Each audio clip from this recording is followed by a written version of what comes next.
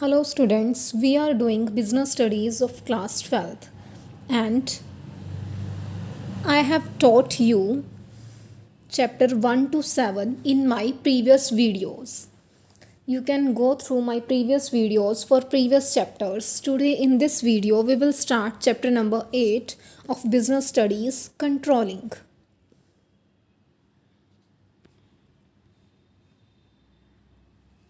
So firstly you should know what is the meaning of controlling. अभी जो पीछे आप चैप्टर्स पढ़ के आए हो उनमें आपको बताया गया था कि मैनेजमेंट के मेन फंक्शंस कौन से होते हैं. First is planning, then organizing, then staffing, then directing. ये चारों फंक्शंस मैं आपको एक्सप्लेन कर चुकी हूँ. आज हम चैप्टर कर रहे हैं कंट्रोलिंग. तो लास्ट फंक्शन जो है मैनेजमेंट का वो है कंट्रोलिंग. अब ये होता क्या है? देखो, फर्स्ट फंक्शन में आपको पता है हम प्लानिंग करते हैं, किसी काम को कैसे करना है, कैसे ऑब्जेक्टिव्स को अचीव करना है.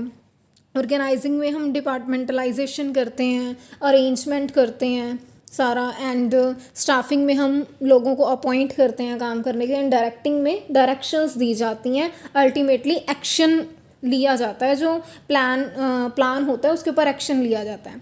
And last is controlling. अब कंट्रोलिंग में क्या होता है, जब काम परफॉर्म भी हो गया, डायरेक्टिंग के थ्रू क्या होता है, काम को परफॉर्म करवा दिया जाता है, तो उसके बाद कंट्रोलिंग जो स्टेप है इसमें होगा कि जो काम हुआ है, एक्चुअल परफॉर्मेंस जो हुई है हमारे पास, एक्चुअल जो हमारे पास रिजल्ट आया है, उसको कंपेयर किया जाएगा प्लान्ड स्टैंडर्ड के साथ.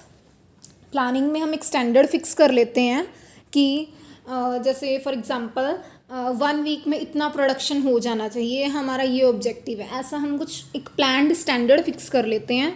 तो उसको एक्चुअल परफॉर्मेंस के साथ कंपेयर किया जाएगा. तो जब ये वाला स्टेप लिया जाएगा ना कि एक्चुअल परफॉर्मेंस को कंपेयर किया जाएगा प्लान्ड स्टैंडर्ड के साथ, तो इसी स्टेप को कंट्रोलिंग बोला जाता है. ठीक है.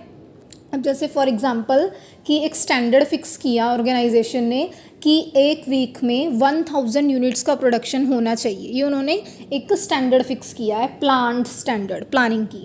पर एक्चुअल में क्या हुआ, 800 यूनिट्स का ही प्रोडक्शन हो पाया. तो एक्चुअल परफॉर्मेंस हो गई 800 यूनिट्स, और प्लान्ड स्टैंडर्ड क्या था, प्लान्ड परफॉर्मेंस क्या थी, 1000 यूनिट. तो इन दोनों को जब आपस में कंपेयर किया तो इस कंपैरिजन वाले प्रोसेस को ही कंट्रोलिंग बोला जाता है. तो ये हो गया आपका मीनिंग कंट्रोलिंग का. Now scope of controlling. अब स्कोप क्या है कंट्रोलिंग का? कंट्रोलिंग सिर्फ यहीं तक ही लिमिटेड नहीं है कि एक्चुअल परफॉर्मेंस को कंपेयर कर लिया प्लान्ड के साथ. इससे अलावा भी इसमें बहुत कुछ होता है. वो क्या होता है, अब जैसे एग्जांपल के थ्रू ही मैं आपको बताती हूँ. 1000 स्टैंडर्ड था, 1000 यूनिट प्रोड्यूस होनी चाहिए, बट एक्चुअल में हुई 800. अब यहाँ पे देखेंगे डेविएशन कितने का है. डेविएशन मीन्स कितने का फ़र्क रह गया, कितने हम पीछे हैं. अब 200 यूनिट्स का यहाँ पे डेविएशन आया कि इतना यूनिट्स हम पीछे हैं अभी प्लान से. तो इसमें एक चीज़ और क्या इंक्लूड होगी, कंपैरिजन तो है ही था, उसके साथ एक चीज़ इंक्लूड हो गई डेविएशन फाइंड आउट करना.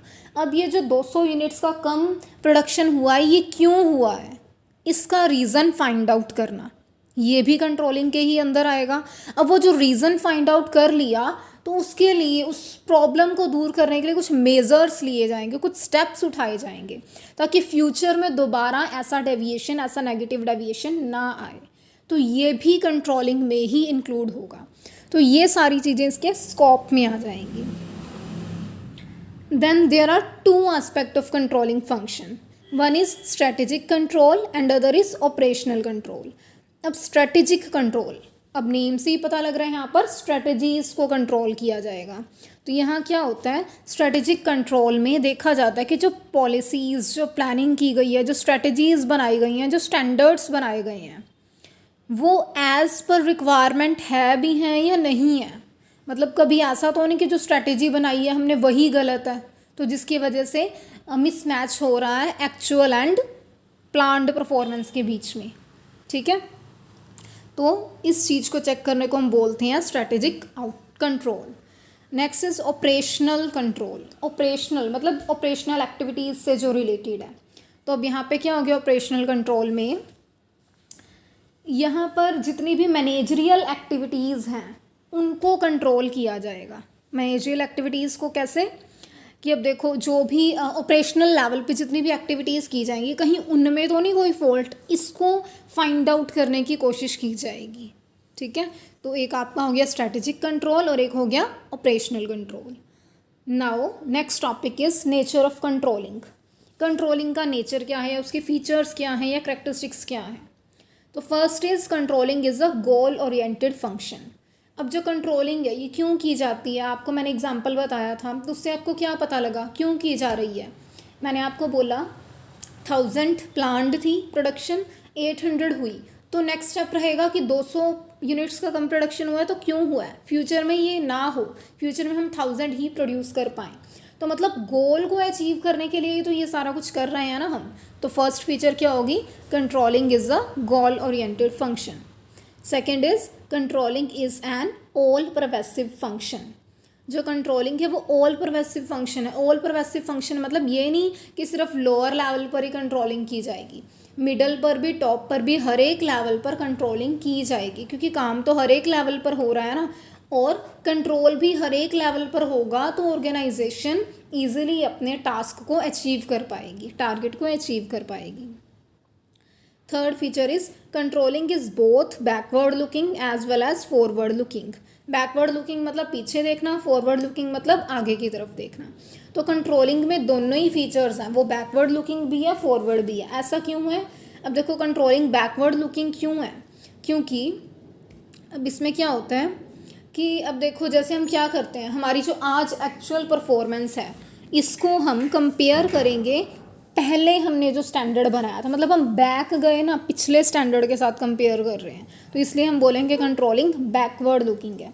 और फॉरवर्ड क्यों है, क्योंकि अभी हमने फाइंड आउट कर लिया कि 200 यूनिट्स का डेविएशन है यहाँ पर, तो इसको हम इम्प्रूव करने के लिए कुछ मेजर्स लेंगे, तो जिससे कि क्या होगा, फ्यूचर में भी हम इजीली उस टारगेट को, उस स्टैंडर्ड को अचीव कर पाया करेंगे। तो यहाँ पे फ्यूचर से रिलेटेड हो गया, तो फॉरवर्ड लुकिंग भी है ये function. Last feature is controlling is a continuous function. Controlling एक कंटिन्यूस फंक्शन है। कंटिन्यूस फंक्शन क्यों है कंट्रोलिंग, क्योंकि ये ऐसा नहीं है कि एक बार हो गया, एक बार कंट्रोल कर दिया तो बस आगे ज़रूरत नहीं है। ऑर्गेनाइजेशन हमेशा चलती रहती है, चाहे उसके मेंबर्स आएँ जाएँ, गोइंग कंसर्न होता है, तो इसमें काम भी चलते रहना होता है। जब तक ऑर्गेनाइजेशन में काम होगा तब तक कंट्रोलिंग भी की जाएगी, तो इसलिए कंट्रोलिंग एक कंटिन्यूस फंक्शन है। Last topic for today is importance of controlling. Controlling की क्या इंपॉर्टेंस या सिग्निफिकेंस है। तो first is helps in achieving organizational goals, ये मैं आपको फीचर में भी फर्स्ट पॉइंट में एक्सप्लेन कर चुकी हूँ। Second is judging accuracy of standards. Controlling के थ्रू हम ये भी चेक कर सकते हैं कि जो स्टैंडर्ड्स बने हैं वो सही हैं या नहीं है। जैसे कि मैंने आपको अभी स्ट्रैटेजिक कंट्रोल में बताया ना, हम स्ट्रैटेजीज़ को देखते हैं वो सही है या नहीं है, तो वो चीज़ है यहाँ। Third is making efficient use of resources. अब हमें प्लान्ड टारगेट को अगर अचीव करना है ना, प्लान्ड स्टैंडर्ड को अचीव करना है, तो वो हम तभी कर पाएंगे अगर हम जितने भी हमारे पास रिसोर्सेज हैं, चाहे वो ह्यूमन रिसोर्सेज हैं, चाहे वो फिज़िकल रिसोर्सेज हैं, चाहे वो फाइनेंशियल रिसोर्सेज हैं, अगर हम उनका प्रॉपर यूटिलाइजेशन करेंगे। अगर हम वेस्टेज करेंगे तो हम उस प्लान्ड स्टैंडर्ड को कभी अचीव कर ही नहीं पाएंगे। तो स्टैंडर्ड को अचीव तो करना ही होता है। अगर वर्कर्स या एम्प्लॉयज़ की इनएफिशिएंसी के कारण स्टैंडर्ड को अचीव नहीं किया जा रहा तो उनको हटाया भी जा सकता है काम से, इसलिए वो प्रॉपर यूटिलाइजेशन करते हैं रिसोर्सेज का। Fourth is improving employees motivation. अब यहाँ पे स्टैंडर्ड पहले से ही फिक्स होते हैं, तो पहले से ही एम्प्लॉयज़ को बता दिया जाता है उन्होंने कितना काम परफॉर्म करना है। उन्हें गाइड कर दिया जाता है कि अगर तुम्हें इस काम को करने में ये वाली प्रॉब्लम्स आती हैं तो तुम उससे कैसे फेस कर सकते हो। तो जब ऐसा उनके साथ फ्री कम्युनिकेशन हो जाता है तो उससे एम्प्लॉयज़ मोटिवेट हो जाते हैं। ठीक है। Fifth point is ensures order and discipline. तो अब यहाँ पे क्या होता है, देखो जब प्रॉपर कंट्रोलिंग की जाएगी, तो जब कंट्रोल किया जाता है ना, ऑटोमेटिकली ऑर्गेनाइजेशन में ऑर्डर और डिसिप्लिन वाला जो इन्वायरमेंट है वो क्रिएट हो जाता है, क्योंकि प्रॉपर यूटिलाइजेशन किया जाएगा रिसोर्सेज का।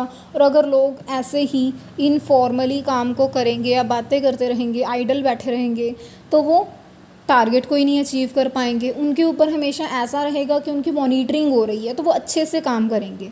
ऑर्डर एंड डिसिप्लिन वाला जो इन्वायरमेंट है वो ऑटोमेटिकली ही वहाँ पर क्रिएट हो जाएगा।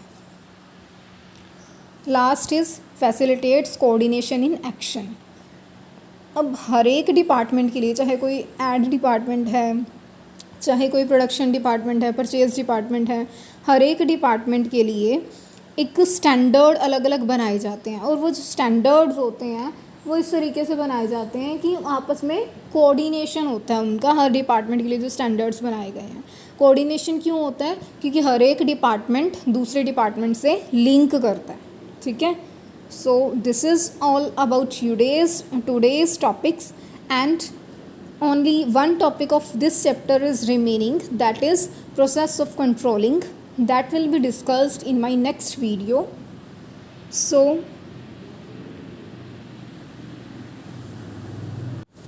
if my video is understandable to you, then please like, share and subscribe. Keep revising. Thank you.